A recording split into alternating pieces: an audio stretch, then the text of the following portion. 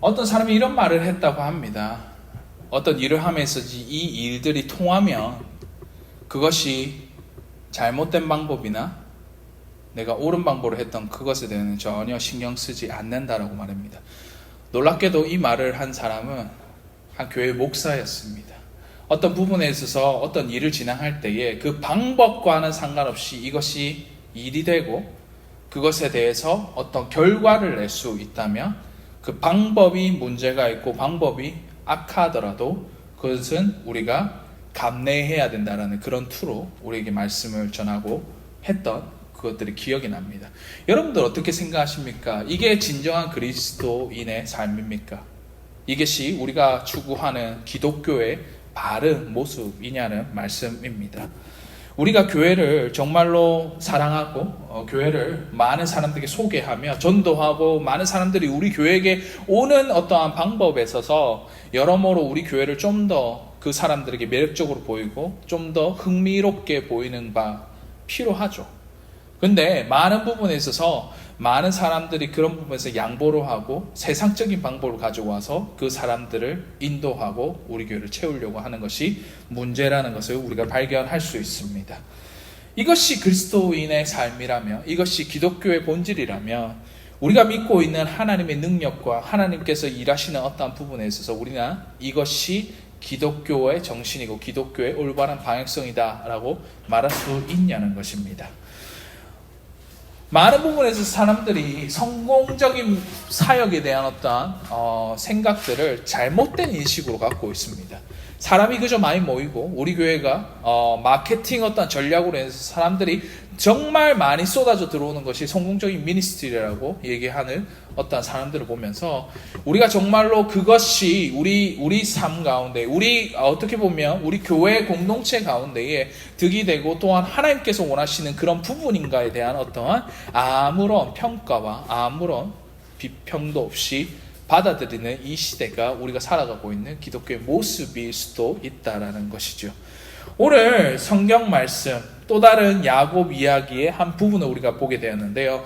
우리 지난 시간대에 우리가 보았듯이 야곱이 형을 속이고 아버지를 속여서 그 장자권과 또한 장자의 축복을 그가 가로채고는 그 형의 에서의 그 죽임에 대한 위험을 피해서 그는 외삼촌 집이었던 라반의 집으로 도망하는 장면을 우리가 보게 됩니다.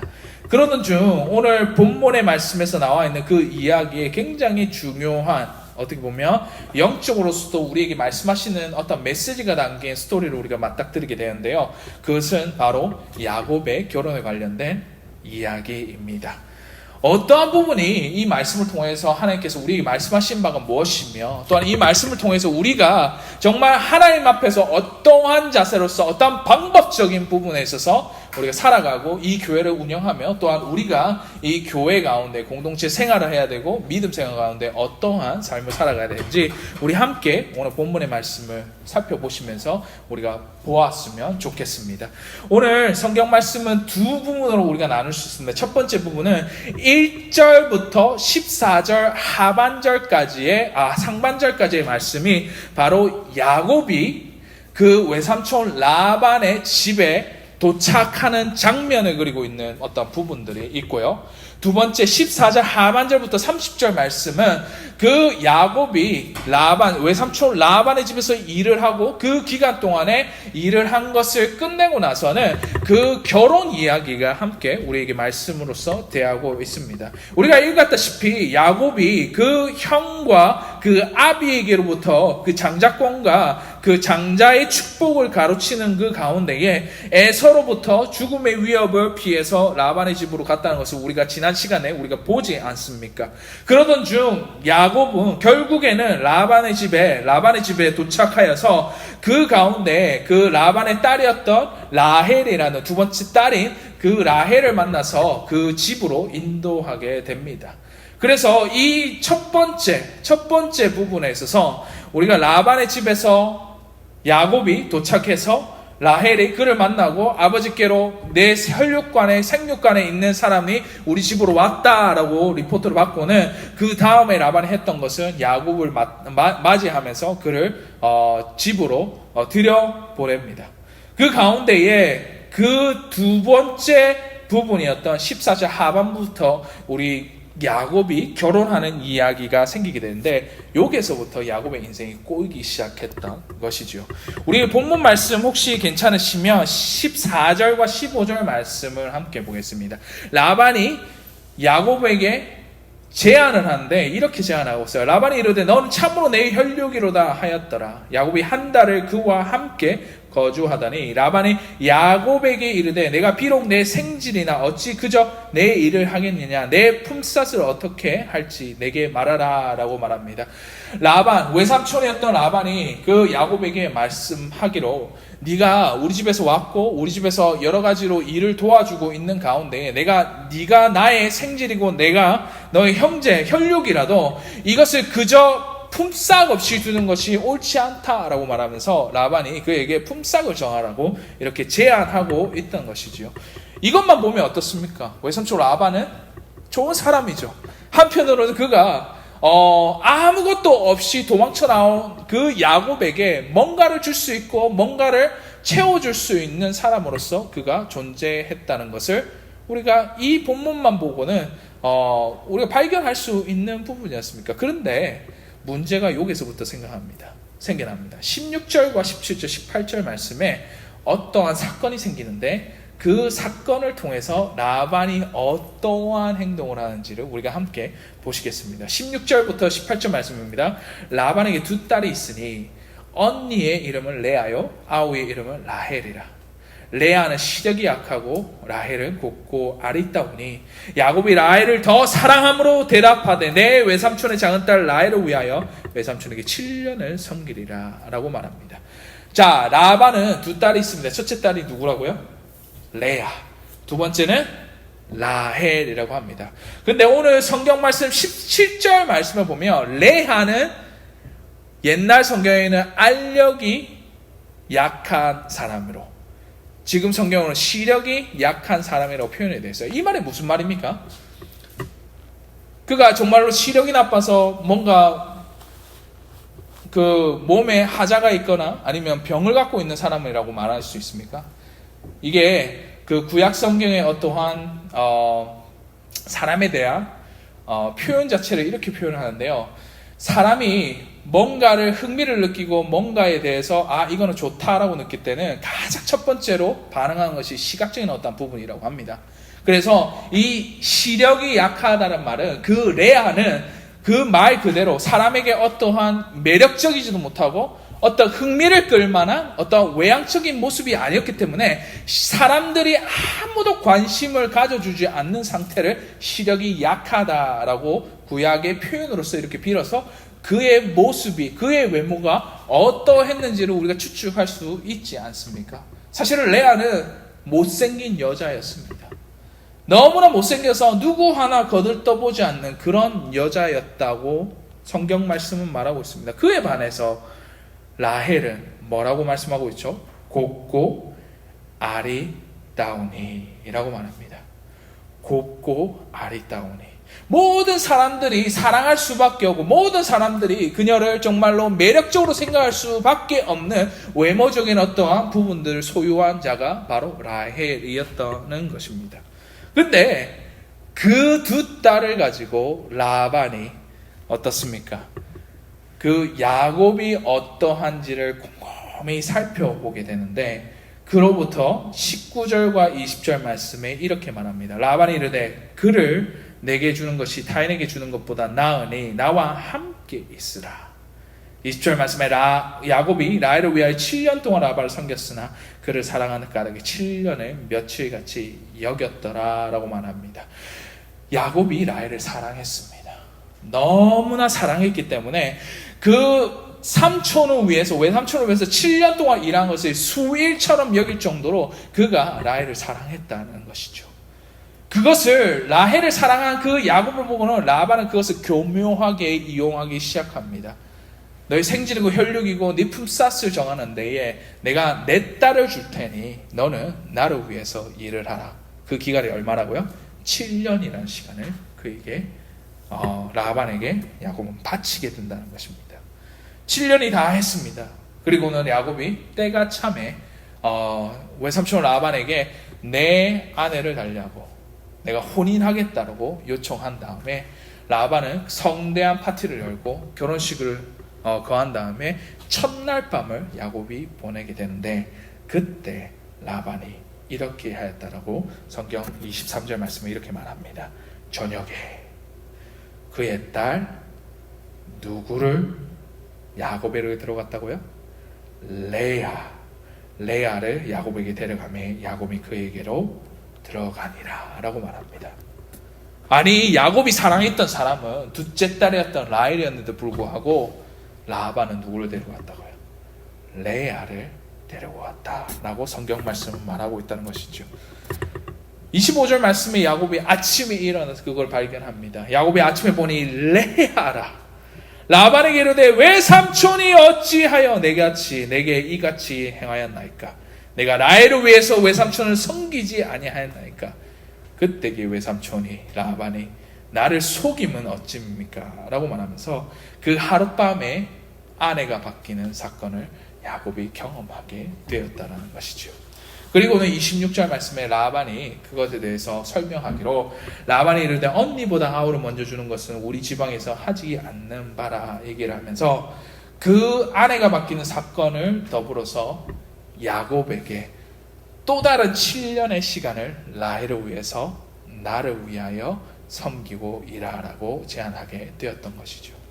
여러분들 오늘 말씀 우리가 흔히 보면 그저 속고 속이는 난장판이 정말 진흙탕 싸움에 진흙탕 어떠한 인생의 어떠한 표본을 우리가 보지 않습니까? 근데 여기서 우리가 살펴봐야 될 것은 이 모든 과정 가운데에 하나님께서 개입하시고 그 속임조차도 허락하셨다는 것입니다. 왜 그럴까요? 곰곰이 한번 생각해 보세요. 그 야곱이 바로 앞장이었던 28절 말씀에 그 형 에서를 속이고 장자권을 취득하고 그 아버지 이삭을 속여서 그 장자의 축복과 명분을 그가 가로챈 것을 하나님께서 기억하셨다는 것입니다. 분명히 성경 말씀에서는 야곱이 이것이 잘못됐다라고 말하고 있지는 않지만 그 하나님의 축복에 대한 그의 갈망과 그의 간절함은 하나님께서 인정하셨지만 그가 택했던 방법은 잘못됐다는 것을 하나님께서 간접적으로 말씀하고 있다는 것입니다. 그러면서 그가 아마도 라반, 자기는 어쩌면 사기꾼 중에서 굉장히 큰 사기꾼이지 않습니까? 그런 사기꾼이 또 다른 사기꾼한테 속임을 당하고 거짓을 당했다는 것. 그것을 통해서 야곱은 자기 자신을 발견하게 되고 내가 했던 행동들과 방법들이 얼마나 다른 사람들을 아프게 하고 어렵게 하는지를 그때 그는 깨닫게 되었지 않냐라는 것을 우리가 볼 수 있다는 것입니다. 하나님께서 우리 죄를 물으실 때에 그 지은 죄만큼 우리에게 갚으시고 우리의 죄를 묻지 않으십니다. 분명한 것은 하나님께서는 용서의 하나님이시고 자비로운 하나님이시고 은혜로운 하나님이시기 때문에 그 부분에 있어서 우리의 죄값을 그가 사하시고 모든 것 위에 은혜로서 덮어주시는 분이십니다. 하지만 우리의 죄가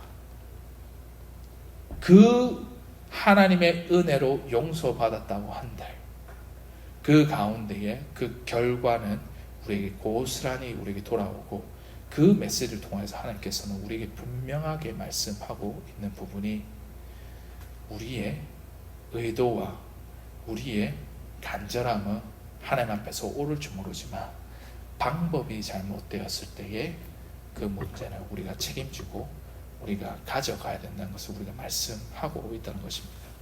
야곱이 그랬죠. 하나님을 향한 뜨거운 마음, 하나님의 축복에 대한 간절함. 어찌 보면 하나님 눈에 그 야곱의 간절한 마음을 주님께서 받으셨을 수도 있습니다.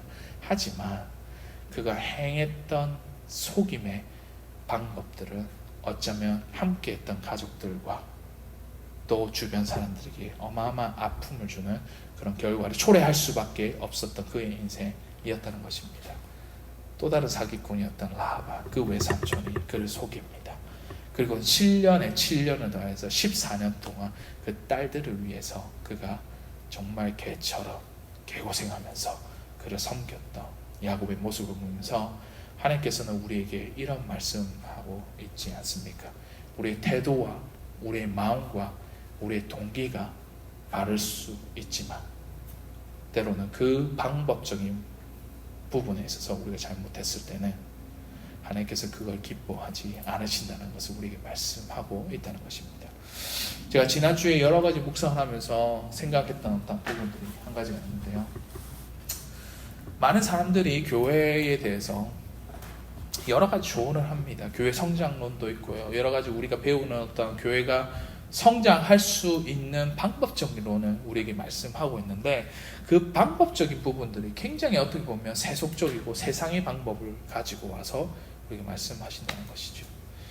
칙필레 사장이 교회 개척을 했습니다. 신학도 하지 않고 그가 교회 개척을 했다는 거죠. 우리가 생각하면 그거 어떻습니까? 교회가 될까? 근데 교회가 잘 돼요. 왜? 그 사람은 마케팅 전략으로 많은 사람들을 어떻게 모으는지 달인 중에 달인이자 어떻게 사람들을 열광케 하는지를 그가 아는 사람이기 때문에 그가 교회 개척했을 때 어마어마한 사람들이 그 교회에 몰려들기 시작합니다. 근데 그 교회를 두고 성경적이냐 성경적이지 않냐 라는 그 질문 앞에서 하나님의 시각에서는 어떤 교회가 하나님께서 기뻐하시는 교회이냐라는 겁니다. 여러분, 많은 부분에 있어서 우리가 타협하고 양보하게 됩니다. 세상적인 방법을 가지고 우리가 교회 안에 들고 와서는 이것이 통하는 방법이고 통하는 전략이다라고 하면서 우리에게 교육하고 있다는 것이죠. 하지만 어느 성경 구절을 보고 어느 성경 파트를 봐도 하나님의 역사하심은 세상적인 방법으로 일어나지 않는다는 것을 우리가 기억해야 할 것입니다. 반면에 하나님의 역사하심과 하나님의 일하심은 비록 고지식하고 세상의 관점으로서 미련해 보이는 어떠한 방법들로 인해서 우리가 성경적이고 그리스도인다운 하나님께서 원하시는 방법을 우리가 고수하고 나아갔을 때에 시작은 너무나 느려 보이고 정말로 변화가 없어 보이고 뭔가 성공해 보이지 않는 비루한 모습의 우리의 처지가 우리 앞에 놓여 있을지라도 한순간에 하나님께서 일하시고 준비된 자에게 부어주시는 그 은혜가 우리에게 임할 때는 그 누구도 하나님의 일하심을 막을 수 없다는 것을 기억하시고 우리가 나아가시기 바랍니다. 우리의 마음, 우리의 열정, 우리의 동기, 하지만 그것이 바르다고 하지만 우리 방법 또한 하나님의 방법으로 하나님께서 원하시는 그 방법으로 우리가 일을 할 때에 우리 사역을 할 때에 우리 교회는 결국은 이 교회의 주인 되시고 우리 교회의 머리 되신 하나님과 주 예수 그리스도께서 이 교회 가운데 일하시고 우리 가운데 은혜 내려주실 것이라는 말씀을 우리가 받으시기 바랍니다. 야곱의 이야기, 그 이야기를 통해서 우리에게 말씀하시는 것은 하나님의 방법대로 하나님의 성경 말씀대로 하나님께서 원하시는 그 방법대로 우리가 행하고 이 교회 가운데에 최선을 다해서 섬길 때에 그때가 되면 주님께서 우리에게 일하심으로써 그 은혜 부어주시는 때로서 우리를 채우시고 우리를 인도하신다는 사실을 굳게 믿으시고 격려하고 또한 낙심치 말고 담대하게 나아가시는 저와 여러분이 되시기를 주의 이름으로 간절히 소원하고 축원하는 바입니다. 우리 함께 기도합시다. 하나님 감사합니다. 이 모든 것 위에 주님께서 은혜 내려주시사 때로는 우리가 세상과 타협하여서 세상적인 방법으로 교회를 하고 사역을 하고 주님 이 교회를 우리가 운영하려고 했던 우리의 잘못과 잘못된 관점을 주님 용서하여 주시옵소서. 주님 보시기에 옳은 방법과 주님께서 기뻐하시는 방법으로 나아갑니다. 그것이 올바른 길이고 주님께서 기뻐하신다는 일을 우리가 기억하면서 주님 우리가 이 가운데에 정말 주님께서 주시는 그 메시지를 붙잡고 하나님 방법대로 우리가 살아가고 교회를 사역하며 또 그 가운데에 주님의 때를 기다리는 우리 모두가 될 수 있도록 주님 함께 하시고 우리를 도우시고 위로하여 주시옵소서. 지금으로 우리 주 예수 그리스도의 은혜와 하나님의 사랑과 성령님의 교통하심이 주님 뜻대로 살아가기 원하고 주님 방법으로서 우리가 세상의 정면 돌파하는 이 자리의 머리 숙인 더 크로스 교회 모든 교우, 모든 지체들, 모든 가족과 공동체 위에 지금으로부터 영원토록 항상 함께 있을지어다. 아멘.